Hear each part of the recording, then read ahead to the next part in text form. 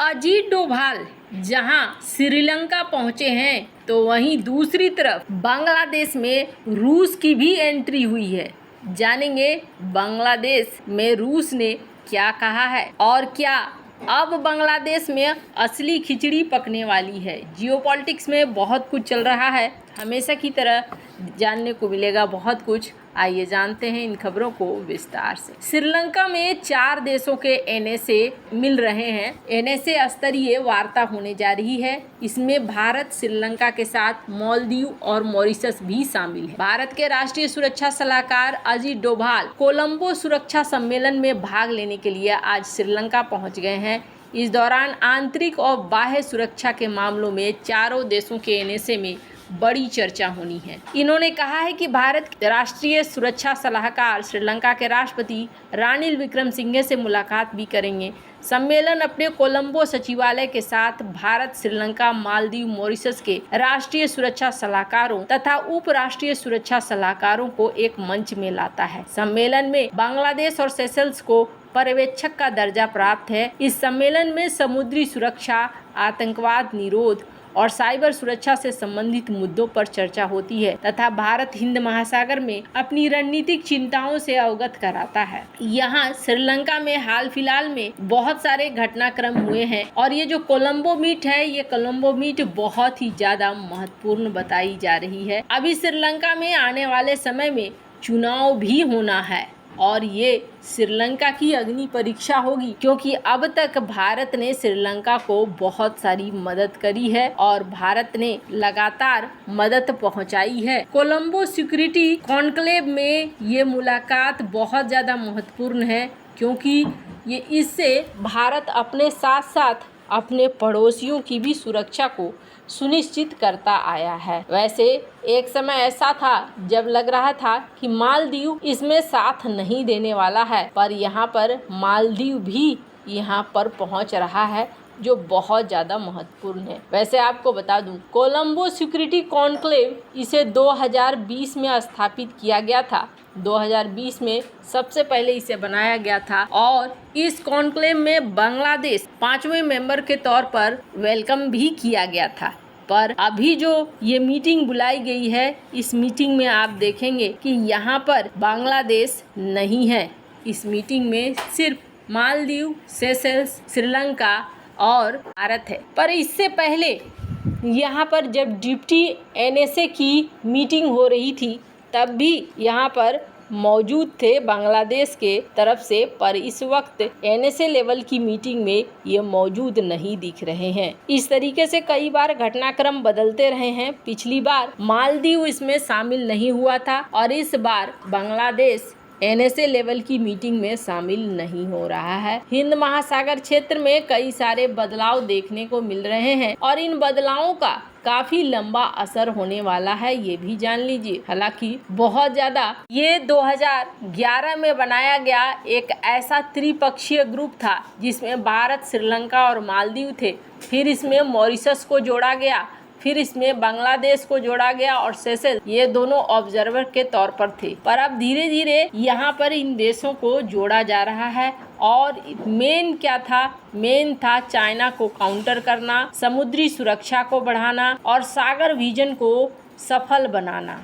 इसके अलावे इस रीजन में प्रॉब्लम है, उसके लिए आपस में सहयोग करना है। जहाँ एक तरफ ये सब कुछ चल रहा है तो वहीं दूसरी तरफ बांग्लादेश में अब एक बार फिर से क्या रूस की एंट्री हो रही है। आपको बता दूं, शेख हसीना सरकार को रूस ने एक बहुत बड़ी चेतावनी दी थी शुरुआती दौर में ही, और शेख हसीना सरकार को कहा था कि अगर अमेरिका के अनुसार सरकार नहीं बना तो तुम्हारा तख्ता पलट कर दिया जाएगा। पर अब देखने को मिल रहा है तख्ता पलट भी हो चुका है और तख्ता पलट के बाद यूनुस की सरकार बन चुकी है। यूनुस के सरकार बनने के बाद यूनुस के राजदूत ने मुलाकात करी और मुलाकात करने के बाद यहाँ पर रूस ने भी जवाब दिया है। सबसे पहले तो 20 अगस्त को Russian prime minister Mikhail Mishustin ने मोहम्मद यूनुस को अपॉइंटमेंट के लिए बधाइयाँ दी थी। उसके बाद इन्होंने कहा कि देखिए, हमें कोई दिक्कत नहीं है, आप हमसे अगर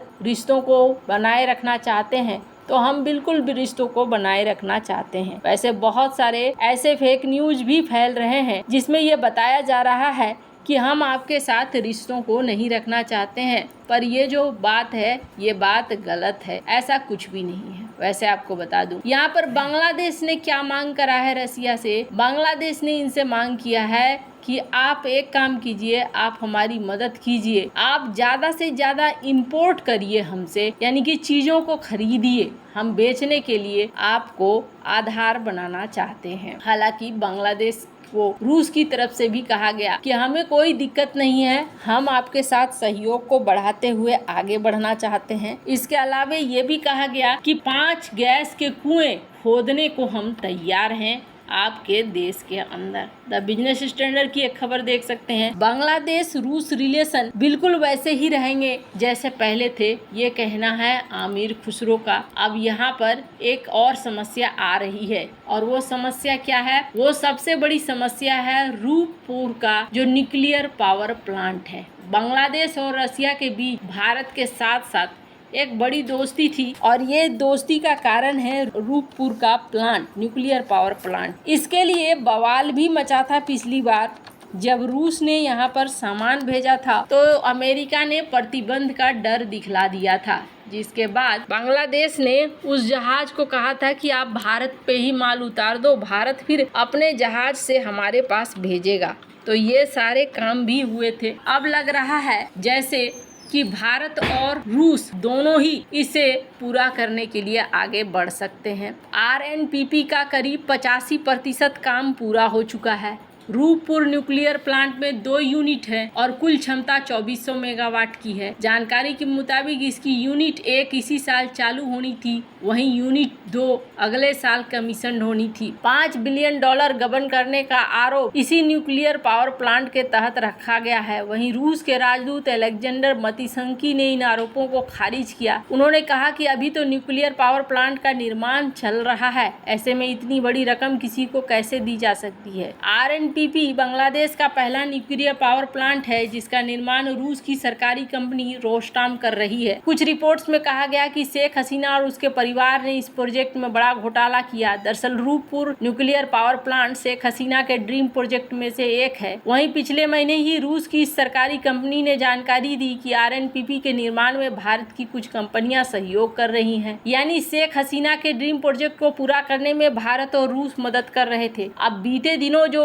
उठापटक हुआ है, इसके बाद ये पावर प्लांट का काम अभी रुक चुका है। 85% काम हुआ है, अभी और भी काम आगे बढ़ाना है। रूस ने तो यही कहा है कि हम यहाँ पर तैयार हैं, अगर आप चाहते हैं कि आगे बढ़ाना है तो हम आगे बढ़ाने को तैयार हैं। वैसे अब भारत को लेकर क्या रवैया है देखना होगा, इतना आसान नहीं होने वाला है, पर एक खिचड़ी जरूर पकने वाली है ये बांग्लादेश में। वैसे आपको क्या लगता है, कमेंट कर अपनी राय जरूर बताएं। जल्द मिलते हैं अगली वीडियो में नई खबर के साथ।